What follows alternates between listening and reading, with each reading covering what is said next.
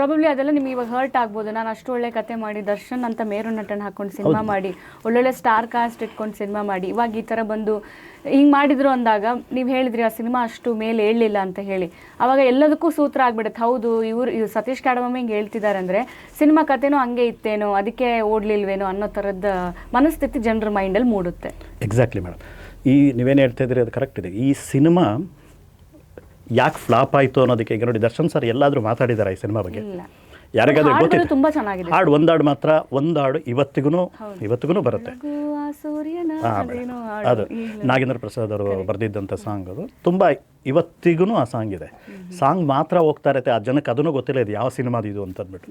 Darshan sir ಎಲ್ಲೂ ಈ cinema ಬಗ್ಗೆ ಮಾತಾಡಲ್ಲ. ಯಾಕೆ ಅಂತಂದರೆ ಅವ್ರಿಗೆ ಒಳಗಡೆ ಏನು ನಡೀತು ಅನ್ನೋದು ಗೊತ್ತಿದೆ. ನನ್ನ ಪ್ರಕಾರ ಈಗ ನೀವು ಇಲ್ಲೇನು ನೋಡ್ತಾ ಇದ್ದೀರಿ ನಿಮಗೂ ಗೊತ್ತಿಲ್ಲ. ಯಾಕೆಂದರೆ ಇದು ನಾನು ಹೇಳ್ತಾ ಇರೋದು 2004. ಎಷ್ಟೋ ಜನ ಹುಟ್ಟೇ ಇರಲ್ಲ, ಇವತ್ತಿನ ಸೋಷಿಯಲ್ ಮೀಡಿಯಾದಲ್ಲಿ ಇದ್ದೀರಿ. ಅವತ್ತೇನು ನಡೀತು ಅಂತಂದರೆ ಅವತ್ತು 2004ರಲ್ಲಿ ಮೇಡಮ್ ಸಂಜೋತಾ ಎಕ್ಸ್ಪ್ರೆಸ್ ಅಂತ ಅಂದ್ಬಿಟ್ಟು ಇಂಡಿಯಾ ಟು ಪಾಕಿಸ್ತಾನ ಟ್ರೈನನ್ನು ಬಿಟ್ಟಿದ್ದರು. ಡೆಲ್ಲಿ ಟು ಇದಕ್ಕೆ ಹೋಗ್ತಿತ್ತು. ಸೊ ಇಂಡಿಯಾ ಪಾಕಿಸ್ತಾನ್ ಬಾಯ್ ಅಂತಲೂ ಆಗಿತ್ತು. ಆಗಿದ್ದು ಅಟಲ್ ಬಿಹಾರಿ ವಾಜಪೇಯಿ ಅವ್ರದ ಸರ್ಕಾರ. ಆಗ ನಾನು ಮಾಡಿದ್ದು cinema ಹೀರೋನೇ negative, ಹೀರೋನೇ terrorist.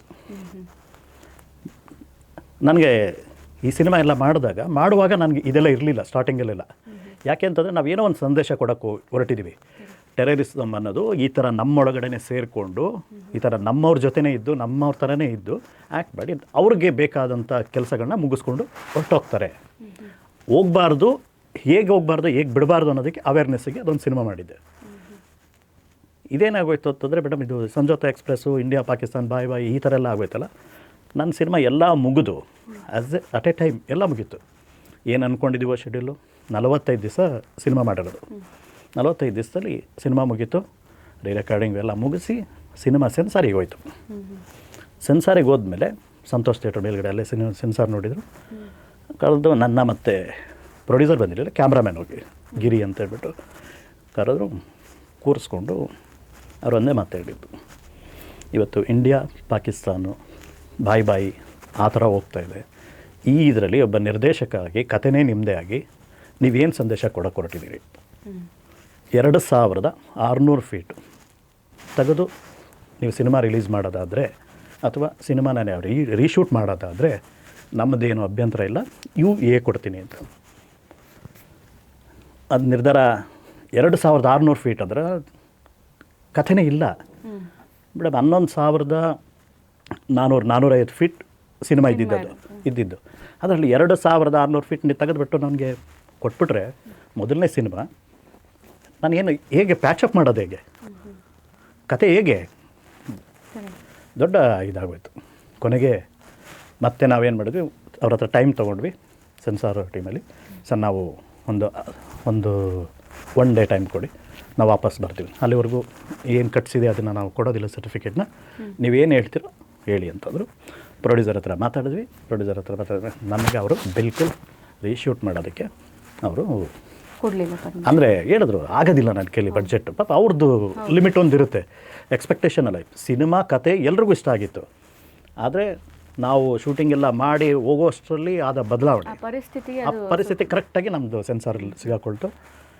2600 feet remove ಮಾಡ್ತೀವಾ ಇಲ್ವಾ ಅಂತಾಯಿತು. ಸೆನ್ಸಾರು ಅದನ್ನು ಹೋಲ್ಡ್ ಮಾಡಿತು. ಅದು ತೆಗೆದ್ವಿ. ಕೊನೆಗೆ ಏನೂ ಇರಲಿಲ್ಲ. 2600 ಅಡಿ ಅವ್ರು ಏನೇನು ಹೇಳಿದರು, ತುಂಬ ನೈಜತೆಯಿಂದ ಶೂಟ್ ಮಾಡಿದ್ವಿ. ಆವತ್ತಿನ ಕಾಲದಲ್ಲೇ ನಾವು ಮಸೀದಿ ಒಳಗಡೆ ಎಲ್ಲ ಹೋಗಿ, ದರ್ಗಾ ಒಳಗಡೆ ಹೋಗಿ ಶೂಟೆಲ್ಲ ಮಾಡಿದ್ವಿ.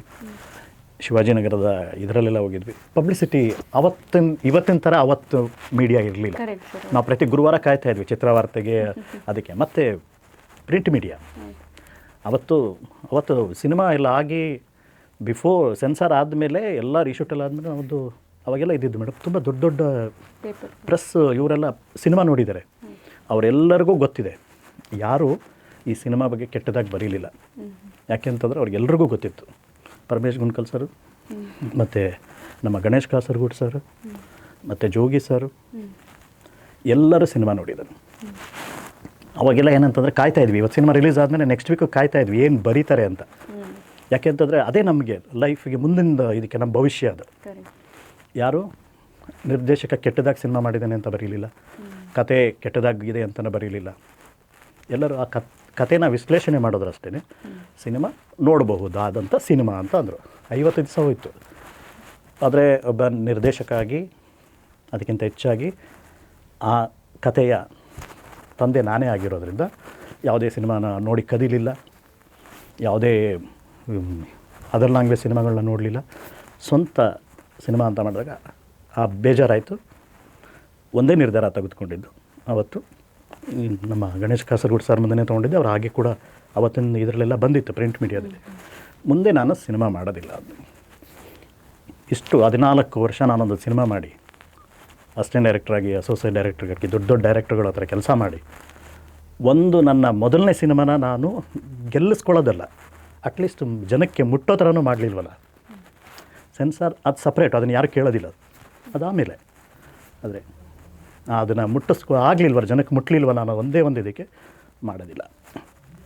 ಪ್ರೊಡ್ಯೂಸರ್ ಹಣದಲ್ಲಿ ನನ್ನ ಜೀವನ ಮತ್ತು ನನ್ನ ಬೇಳೆನ ಬೇಯಿಸ್ಕೊಳ್ಳೋದು ಬೇಡ ಅಂತ ಹೇಳ್ಬಿಟ್ಟು ನಿಲ್ಲಿಸ್ತೆ. ಕೆಲವರು ಹೇಳಿದ್ರು, ಒಂದೇ ಪ್ರಯತ್ನದಲ್ಲಿ ಬಿಟ್ಬಿಟ್ರೆ, ಒಂದೇ ಟ್ರೈಲ್ ಬಿಟ್ಟು ಇನ್ನೊಂದು ಮಾಡೋಣ ಸರ್. ನನ್ನದೇ ಸ್ವಂತ ದುಡ್ಡು ಏನಾರು ಬಂದಾಗ ನಾನು ಟ್ರೈ ಮಾಡ್ತೀನಿ. ಈಗ ಬೇರೆಯವ್ರ ದುಡ್ಡಲ್ಲಿ ಟ್ರೈ ಮಾಡೋದು ಬೇಡ ಅಂತಂದ್ಬಿಟ್ಟು ಅವತ್ತು ನಿಲ್ಲಿಸ್ತೆ. ಅದಾದಮೇಲೆ ತುಂಬ ಗೋಸ್ಟ್ ಇದಾಗಿ ವರ್ಕ್ ಮಾಡಿದ್ದೀನಿ, ಇಲ್ಲ ಅಂತಲ್ಲ. ಸೊ ಇಲ್ಲ ಅಂತ ಹೇಳಿದ್ರೆ ತಪ್ಪಾಗೋಗ್ಬಿಡ್ತದೆ. ತುಂಬ ನಿರ್ದೇಶಕರಿಗೆ ಅವ್ರಿಗೆ ಏನು ಸಹಾಯ ಬೇಕು ಅದನ್ನು ಸ್ಕ್ರಿಪ್ಟಲ್ಲಿ ಇದರಲ್ಲೆಲ್ಲ ಕೊಟ್ಟಿದ್ದೀನಿ. ಸಿನಿಮಾಗಳು ಇತ್ತೀಚೆಗೆ ಕೂಡ ರಿಲೀಸ್ ಆಗಿದೆ. ಸಮಯದ ಜೊತೆ ನಾವು ಅಪ್ಡೇಟ್ ಆಗಿದ್ದೀವಿ. ಇದೊಂದು ಪಾರ್ಟ್. ಮತ್ತು ಈ ಸಿನಿಮಾ ಹೇಳಿ ಸತೀಶ್ ಅವರ ವಿಷಯಕ್ಕೆ ಮತ್ತೆ ಬರ್ತೀನಿ. ಯಾಕೆಂದರೆ ನಾನು ಮೇಯ್ನ್ ಬಂದಿರೋದೇ ಅಲ್ಲಿಗೆ. ಅದು ಮತ್ತೆ ಟ್ರ್ಯಾಕು ನನ್ನ ಜೀವನದ ಕಡೆ ಹೇಳ್ಕೊಂಡು ಹೋಗ್ಬಿಡೋದು. ಯಾಕೆಂದರೆ ತುಂಬ ದಿವಸ ಯಾರೋ ನಮ್ಮನ್ನು ಮಾತಾಡಿಸ್ದೇ ಇದ್ದಾಗ ಯಾರೋ ಒಬ್ರು ಮಾತಾಡಿಸ್ತಾರಲ್ಲ, ಆವಾಗ ಎಲ್ಲನೂ ಹೇಳ್ಕೊಳ್ಬೇಕು ಅನ್ನಿಸುತ್ತೆ. ಆದರೆ ನಾನು ಜೀವನ ಮಾಡಿರೋ ರೀತಿ ಒಂದು ಪ್ರೌಢತೆ ಇದೆ. ಅದನ್ನು ಎಷ್ಟು ಮಾತಾಡಬೇಕು, ಜನಕ್ಕೆ ಏನು ತಲುಪಿಸ್ಬೇಕು ಅದಷ್ಟನ್ನು ಮಾತಾಡ್ತೀನಿ. ತುಂಬ ಸಿಲಿಯಾಗಿ ಮಾತಾಡಿ ನನಗೆ ಅಭ್ಯಾಸ ಇಲ್ಲ. ಮತ್ತು ನನ್ನ ಈ ಸಿನಿಮಾ ಇಲ್ಲಿಗೆ ವಾಪಸ್ ಸತೀಶ್ ವಿಷಯಕ್ಕೆ ಬರ್ತೀನಿ. 2004ರಲ್ಲಿ ಟೆಕ್ನಾಲಜಿ ಹೇಗಿತ್ತು ಅಂತ. ಅವತ್ತಿನ ದಿವಸ ದರ್ಶನ್ ಸರ್ನ ಬಿಳಿಯಾಗಿ ತೋರಿಸಿ ಸತೀಶ್ ಅವ್ರನ್ನ ಕಪ್ಪಾಗಿ ತೋರಿಸೋದು ಗೊತ್ತಿಲ್ಲ. ಯೋಚನೆ ಮಾಡಬೇಕು ನೀವೇ. ಅವತ್ತಿನ ದಿವಸ ಆ ಟೆಕ್ನಾಲಜಿ ಇರಲಿಲ್ಲ. ಸರ್, ನನ್ನದೊಂದು ಸಣ್ಣ ಪ್ರಶ್ನೆ. ಆ ವ್ಯಕ್ತಿನ ನೀವು ಶೂಟಿಂಗ್ ಮಾಡುವಾಗ ನೋಡಿರ್ತೀರ, ಇವಾಗ ಕಾಣೋಂಗೆ ಫೇರ್ ಆಗಿದ್ರ ಅವಾಗ? ಮೇಡಮ್ ಇಲ್ಲ, ಅದೇ ಹೇಳಿದ್ನಲ್ಲ, ಮೊದಲನೇ ಸಿನಿಮಾ ಇದು ಅವರದು. ಅದು ಮೊದಲನೇ ಸಿನಿಮಾ. ಅವ್ರು ಸಿನಿಮಾ ಮಾಡ್ತೀನಿ ಅಂತ ಅಂದ್ಕೊಂಡಿದ್ರು ಇಲ್ವೋ ನನಗೆ ಗೊತ್ತಿಲ್ಲ. ಅವ್ರು ಹೇಗಿದ್ದಾರೋ ಹಾಗೆ. ಈಗ ನಾನು ಕೇಳ್ತಾ ಇರೋದು ಮೇಡಮ್, ಒಂದು ಸ್ಕ್ರೀನಲ್ಲಿ ನಾನು ಕಾಂಬಿನೇಷನ್ ಮಾಡಿದ್ದೀನಿ ಅಂತಂದರೆ ಅವತ್ತಿನ ದಿವಸ DI ಇರಲಿಲ್ಲ, ಯಾವುದೇ ಇದಿರಲಿಲ್ಲ. ನಮ್ಗೆ ಅವತ್ತು ಸ್ಲೋ ಮೋಷನ್ ಮಾಡಬೇಕಂದ್ರೆ ನಾವು ಚೆನ್ನೈ ಕಳಿಸ್ತಾ ಇದ್ವಿ. ಸ್ಲೋ ಮೋಷನ್ಗೆ ಚೆನ್ನೈಗೆ ಹೋಗ್ತಾಯಿತ್ತು. ಇಲ್ಲಾಂದರೆ ಏರಿತ್ರಿ ಮೋಟ್ರ್ ತೊಗೊಂಬಂದು ಅದೆಲ್ಲ ದೊಡ್ಡ ಏನೋ ಏರಿತ್ರಿ ಮೋಟ್ರ್ ತಂದು ಶೂಟ್ ಮಾಡ್ತಾಯಿದ್ವಿ. ಈ ರೀತಿ ಇತ್ತು. ಇವರೊಬ್ಬರನ್ನೇ ಹೇಗೆ ನಾನು ಕಪ್ಪು ಮಾಡೋಕ್ಕೆ ಸಾಧ್ಯ? ಮೇಕಪ್ ಅಂತಾರೆ. ಮೇಕಪ್ ಖಂಡಿತವಾಗ್ಲೂ ಪಾಪ ಆ ಮೇಕಪ್ ಮ್ಯಾನ್ ನೋಡಿ, ತುಷಾರ ಪಾಂಡೆ ನಾವು ಎಲ್ಲರಿಗೂ ಒಬ್ಬರೇ ಮೇಕಪ್ ಮ್ಯಾನ್. ಮತ್ತು ಆ ತಾಂತ್ರಿಕತೆ ಇರಲಿಲ್ಲ. ಮತ್ತು ಇನ್ನೊಂದು ಹೇಳ್ಬಿಡ್ತೀನಿ ಸತೀಶ್ ಅವ್ರಿಗೆ, ನೇರವಾಗಿ ಹೇಳ್ತೀನಿ, ಯಾರನ್ನೋ ಬೆಳ್ಳಕ್ಕೆ ತೋರಿಸಿ ನಿಮ್ಮನ್ನು ಕಪ್ಪಾಗಿ ತೋರಿಸಿ ಖಂಡಿತ ಯಾರ ಮಾರ್ಕೆಟನ್ನು ಅಲ್ಲಿ ನಾನು ಹೈಲೈಟ್ ಮಾಡಬೇಕಾಗಿರಲಿಲ್ಲ.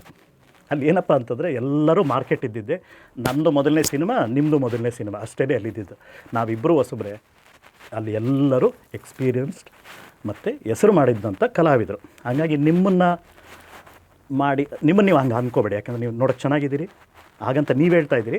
ನಮಗೂ ಒಂಚೂರು ಹೇಳೋಕ್ಕೆ ಅವಕಾಶ ಮಾಡಿಕೊಡಿ. ಯಾಕೆಂದರೆ ಯಾವಾಗಲೂ ಅಷ್ಟೇ ನಮ್ಮ ಬಗ್ಗೆ ನಾವು ಮಾತಾಡ್ಕೊಳ್ತಾ ಇದ್ದರೆ, ನಮ್ಮ ಬಗ್ಗೆ ನಾನು ಹೇಳ್ತಾ ಇದ್ದರೆ ಏನಾಗುತ್ತೆ ಅಂತಂದರೆ ಇದೆ ಕಾಮೆಂಟ್ಸ್ಗಳಲ್ಲಿ ತುಂಬ ಕೆಟ್ಟದಾಗಿ ಬರ್ತದೆ. ಹಾಗಾಗಿ ಜನ ಮಾತಾಡಲಿ, ನೀವು ಹೇಗಿದ್ದೀರಿ, ಓಕೆ ಚೆನ್ನಾಗಿರಿ, ದೇವರು ನಿಮಗೆ ಒಳ್ಳೆಯ ಇದನ್ನು ಕೊಟ್ಟಿದ್ದಾನೆ, ಇರಲಿ, ಅದು ಹಾಗೇ ಇರಲಿ. ಹಾಗಂತ ಹೇಳ್ಕೊಬಾರ್ದು, ತಪ್ಪಾಗ್ಬಿಡುತ್ತೆ.